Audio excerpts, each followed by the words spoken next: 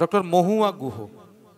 Doctor মহুয়া গুহ তিনি কবিতা লেখেন, গল্প লেখেন এবং এমবিএ উনি, এবং ওনার নলেজ রয়েছে রবীন্দ্রসঙ্গীতের উপরেও। আমি বলবো ম্যাডাম, আপনি এমবিএ করেছেন কোথা থেকে? আমি করেছি ইংল্যান্ড থেকে। ইংল্যান্ডের কোথায়? ল্যাঙ্কাস্টার ইউনিভার্সিটি থেকে। আচ্ছা, আপনি যে কবিতা লিখেছেন, কি কি কবিতা আপনি এরকম লিখেছেন আমরা যদি শুনি? আমি জেনারেলি লিখি ইংলিশে, কিন্তু এই কোভিডের সময় অনেক বছর বাদে আমার কলকাতায় ফেরা, যেহেতু আমি বহু বছর রুটলেস ছিলাম, মানে বিদেশে ছিলাম আর বহু বছর ইন্ডিয়ারও অন্যান্য জায়গায় ছিলাম, তাই যখন আমি এখানে ফিরে এলাম তখন আমি নতুন করে বাংলা ডিসকভার করলাম। তখন আমার বাঙালিত্বটা বেড়ে উঠলো। আমি ভাবলাম এত বছর আমি লিখেছি, কিন্তু কেন আমি বাংলায় লিখিনি, সেটা তো ভাবার বিষয়। তখন মনে হয়নি আসলে, তাই জন্য আমি বাংলায় লিখতে শুরু করলাম। কোভিডের মাঝখানেই আমি অনেক কবিতা লিখি বাংলাতে, আর তাছাড়া ইংলিশের লেখাগুলোও চালিয়েছি, কিন্তু আজকে আমি সেই বাংলা কবিতা একটা প্রকাশন হয়েছে আমার, বইটার নাম কবিতায় ম ম, সেটা থেকে আমি দুটো কবিতা পড়ে শোনাতে চাই। একদম একদম, নিশ্চয়ই আমরা শুনবো। Good evening, everybody. A big warm hello and নমস্কার। আমি লিখি ইয়াং অ্যাডাল্টসদের জন্য। এই 17 বছর, 18 বছর, 19 বছর, 20 বছর যখন ওয়ার্ল্ডটা ওরা ডিসকভার করছে, বাবা মা স্কুলের বাইরে, তখন প্রচণ্ড একটা চিয়ারফুলনেস থাকে ওদের মধ্যে, আর সব কিছুতে একটা নতুন শেখার ইচ্ছে, একটা নতুন জানার ইচ্ছে থাকে। তাই জন্য আরেকটা হচ্ছে ওরা উইট বা হিউমারটাও খুব ভালোভাবে রিসিভ করে।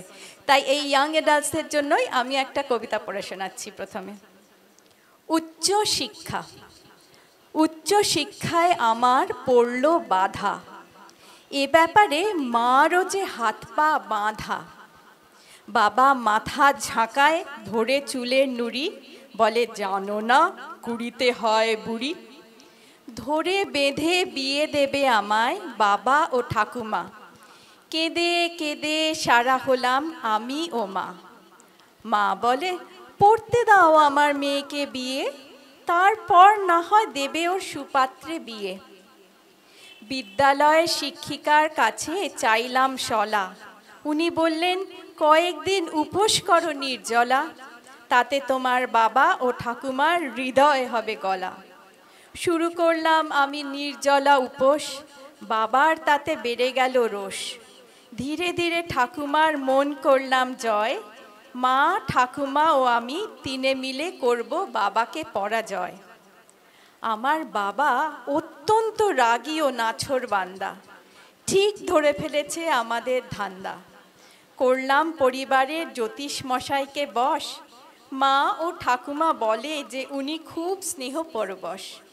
জ্যোতিষ মশাই বললেন বাবাকে, এ কথা যেন আগামী 3 বছর ওর বিবাহযোগ নেই কোনো। এই সময় যদি করো কন্যা দান, বিয়ের কয়েক মাসের মধ্যেই জামাই হারাবে প্রাণ। 5 বছর বাদে ওর হবে সুসময়, তখন বিবাহ দিলে জীবন হবে প্রেমময়। চিরকাল বাবা জ্যোতিষ মশাইকে করে বিশ্বাস, তাই এবারও ওনাকে দিল আশ্বাস।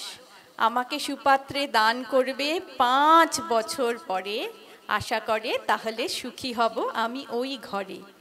এইভাবে আমি করলাম উচ্চ শিক্ষার বাধা উত্তরণ, মা ও আমি আর করি না রোদন।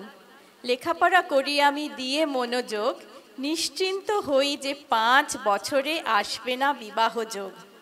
বিয়েতে প্রথম হয়ে পেয়েছি স্বর্ণপদক, মা উচ্ছ্বসিত হয়ে খাইয়েছে অনেক লোক। অবশেষে বাবার সঙ্গে করেছি মিতালি, স্বর্ণপদক পাবার সময় বাবাও দিয়েছে খুব তালি। এখন মা জানে যে তার হাত নয় বাঁধা, আমি ও মা একত্রে পার করব সব বাধা। নমস্কার। আমি গান শিখেছি ক্লাস 9 অবধি, সেইটা প্রি হিস্টোরিকের, আমি টিরেক্সের এরার অ্যাকচুয়ালি।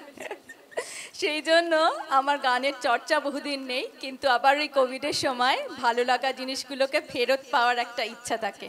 তাই জন্য আমি আপনাদের একটা রবীন্দ্রনাথের পূজা পর্যায়ের গান শোনাচ্ছি, ঠিক আছে? আমি নিজে খালি গলায় গান গাই আর নিজের ভালো লাগার জন্য গাই। অল্প লইয়া থাকি তাই মোর যাহা যায় তাহা যায়।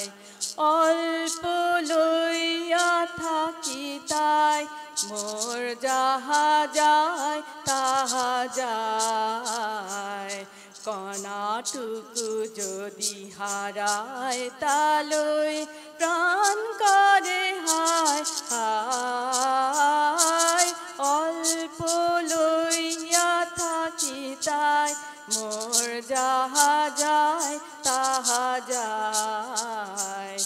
নদী তট সমকে বলি বৃথায় প্রবাহ করি রাখিবারে চাই। নদী তট সমকে বলি বৃথায় প্রবাহ করি রাখিবারে চাই। একে একে বুকে আঘাত করিয়া ঢেউগুলি কোথা ধায়। অল্প লইয়া থাকি তাই মোর যাহা যায় তাহা যায়। যাহা যায় আর যাহা কিছু থাকে সব যদি দি সপিয়া তোমাকে তবে নাহি ক্ষয় সবই জেগে রয় তব মহামহিমায়। যাহা যায় আর যাহা কিছু থাকে সব যদি দি সপিয়া তোমাকে তবে নাহি ক্ষয় সবই জেগে রয় তব মহামহিমায়। তোমাতে রয়েছে কত শশী ভানু হারায় না কভু অনুপরমাণু। তোমাতে রয়েছে কত শশী ভানু হারায় না কভু অনুপরমাণু। আমারি ক্ষুদ্র হারাধনগুলি রবে নাকি তব পায়। অল্প লইয়া থাকি তাই মোর যাহা যায় তাহা যায়। Thank you very much. নমস্কার, ভালো থাকবেন, ভালো রাখবেন।